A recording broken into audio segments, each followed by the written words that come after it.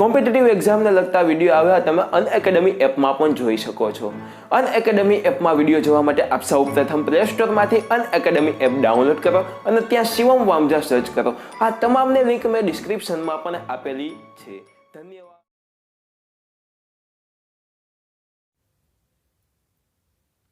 નમસ્કાર, વામજા એજ્યુકેશનમાં આપ સૌનું હાર્દિક સ્વાગત છે. આજના વિડીયોમાં, આજના લેક્ચરમાં, આજના ટોપિકમાં મિત્રો આપણે નિબંધ લેખન વિશે ચર્ચા કરવાના છીએ. આજના નિબંધનો ટોપિક છે વર્ષા ઋતુનો વૈભવ. મિત્રો ચાલુ કરતા પહેલા જો તમે આ ચેનલને સબસ્ક્રાઇબ ન કરી હોય તો સબસ્ક્રાઇબ કરીને બેલ આઇકન દબાવી દો. વિડીયોને લાઇક જરૂરથી કરી દેજો તથા વિડીયો તમને ગમે તો તમારા મિત્રો સુધી જરૂરથી શેર કરજો. ચાલો આપણે ચાલુ કરીએ. સૌ પ્રથમ આપણે નિબંધ લેખનના મુદ્દાઓ જોઈ લઈ. પહેલો મુદ્દો છે વર્ષા, ઋતુઓની મહારાણી કહેવાય. ત્યારબાદ બીજો છે વર્ષા ઋતુનું આગમન. ત્રીજું છે પ્રકૃતિ પર તેની અસર. ત્યારબાદ આકાશની શોભા. એમના પછી માનવ જીવનનો ઉલ્લાસ. ત્યારબાદ અતિવૃષ્ટિથી થતી હાનિ અને તે છેલ્લે આવે ઉપસંહાર. મિત્રો સૌ પ્રથમ આપણે નિબંધની શરૂઆત પંક્તિથી કરીએ. આમ પણ વરસાદમાં ને તમે પણ વરસાદમાં, જિંદગી ભીંજાઈ જાણે કોઈ ભીની યાદમાં. મિત્રો આ પંક્તિ કુમાર જૈમિની શાસ્ત્રીની છે. હવે આપણે મેઇન નિબંધ લેખનની શરૂઆત કરીએ, મુખ્ય નિબંધની. કવિઓએ ભલે વસંતને ઋતુરાજની પદવી આપી હોય, પરંતુ વર્ષા ઋતુ જીવનદાત્રી ઋતુ છે. વસંત ઋતુરાજ છે તો વર્ષા ઋતુઓની મહારાણી છે. વસંત વનસ્પતિમાં નવું ચેતન રેડે છે તો વર્ષા વનશ્રીમાં સંજીવની સિંચે છે. વર્ષા ઋતુ કેવળ ઋતુઓની મહારાણી જ નથી, એ તો સાક્ષાત દેવી અન્નપૂર્ણા છે. પ્રાણી માત્રની જીવન દયાની છે. આપણા દેશમાં કદાચ સર્વત્ર વસંતનો વૈભવ જોવા ન મળે, પણ વર્ષાનો વૈભવ તો સર્વત્ર જોવા મળે જ છે. ગ્રીષ્મના પ્રખર તાપથી ધરતીનું હીર સોંચાઈ જાય છે. નદી નાળા અને તળાવોના પાણી સુકાઈ જાય છે. વનસ્પતિ મૃતઃપ્રાય બની જાય છે. પ્રાણી માત્ર અસહ્ય ઉકળાટથી ત્રાસી જાય છે.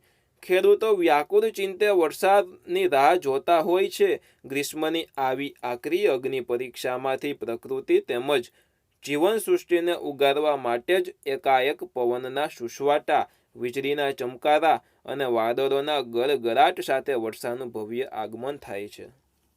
વરસાદની જળધારાઓ સમગ્ર સૃષ્ટિમાં નવચેતન રેડે છે. વરસાદનું આગમન થતાં જ ઉકળાટ, વ્યાકુળતા અને ઉદાસીનતાના સ્થાને શીતળતા અને હર્ષોલ્લાસ પ્રસરી જાય છે. ધીમે ધીમે વર્ષા ઋતુ બરાબર જામે છે. નદી નાળા અને જળાશયો પાણીથી છલકાઈ જાય છે. પ્રકૃતિ પૂરબહારમાં ખીલી ઉઠે છે. વૃક્ષો લીલાછમ બની જાય છે. ખેતરોમાં લીલોછમ મોલ લહેરાય છે. લીલા ઘાસચારાની છવાયેલા હરિયાળા મેદાનો જાણે ધરતી પર લીલા રંગના ગાલીચા પથરાયા હોય એવું મનોહર દ્રશ્ય રચે છે. સર્વત્ર લહેરાતી હરિયાળી આપણી આંખોને ઠારે છે. મોર, દેડકા, બપૈયા વગેરેના ચિત્ર વિચિત્ર સ્વરોની રમઝટથી વાતાવરણ ગુંજી ઉઠે છે. વર્ષા ઋતુમાં આકાશની શોભા અદ્ભુત લાગે છે. સ્વચ્છ આકાશ તો ભાગ્યે જ નજરે પડે છે. કાળા ડિબાંગ વાદળા આકાશના વિરાટ ફલક પર અનેક વિવિધ આકારો રચાતા રહે છે. સૂર્યોદય અને સૂર્યાસ્ત સમયે એ વાદળા પર જ્યારે રંગોની મહેફિલ રચાય છે, ત્યારે કુદરતની કલા પર આફરીન થઈ જવાય છે. વરસાદ ઝરમર ઝરમર વસતા હોય કે વરસાદની ધોધમાર સડી ઝીંકાતી હોય, ધરતી અને આકાશને વર્ષાના એ રમ્ય કે રૌદ્ર સ્વરૂપ સાથે ઓતપ્રોત થતા જોવા મજા અનોખી છે. નદી, તળાવ કે સાગર પર તાલબદ્ધ રીતે વરસતી વર્ષાનો ધારાઓ અત્યંત કર્ણપ્રિય અને આહલાદક લાગે છે. વર્ષા ઋતુ માનવ જીવનમાં અનેરો ઉત્સાહ અને સ્ફૂર્તિનો સંચાર કરે છે. ખેડૂતો નવા ઉલ્લાસ અને નવી શક્તિઓથી પોતાના કામમાં મચી પડે છે. જન્માષ્ટમી, રક્ષાબંધન અને નવરાત્રી જેવા તહેવારો ઉલ્લાસભરી ઉજવણીમાં પણ વર્ષા ઋતુના માદક વાતાવરણની અસર અનુભવાય છે. પાણી અને અનાજ જેવી જીવનની પ્રાથમિક જરૂરિયાતો માટે માનવી વર્ષા ઋતુ પર આધાર રાખે છે. ખરેખર વર્ષાઋતુ જીવનદાત્રી છે, પરંતુ અતિવૃષ્ટિ થાય ત્યારે એ પ્રલયકારી બને છે. વળી દુકાળ પડે કે વરસાદ સમયસર અને પૂરતા પ્રમાણમાં ન આવે ત્યારે પણ મનુષ્ય પારાવાર મુશ્કેલીઓથી ઘેરાઈ જાય છે. વર્ષાઋતુની આ વિલક્ષણતા જોઈને કવિ કલાપીએ રચેલી આ પંક્તિ આપણને અચૂક યાદ આવી જાય. જે પોસ્તું તે મારતું, જેવો દિશે ક્રમ કુદરતી. ખરેખર વર્ષાઋતુ પ્રાણી માત્રનો પ્રાણ છે અને સૃષ્ટિનું સૌભાગ્ય છે.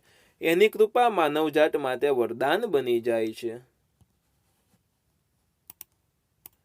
મિત્રો, અહીંયા આપણો વર્ષાઋતુનો વૈભવ આ નિબંધ પૂર્ણ થાય છે. આશા રાખું છું કે આપ સૌને ખૂબ જ ગમ્યું હશે. જો તમે ચેનલમાં પ્રથમ વખત આવ્યા હોય અથવા તો ચેનલને સબસ્ક્રાઇબ ન કરી હોય તો જરૂરથી સબસ્ક્રાઇબ કરીને બેલ આઇકન દબાવી દો. વિડીયોને લાઇક જરૂરથી કરી દેજો.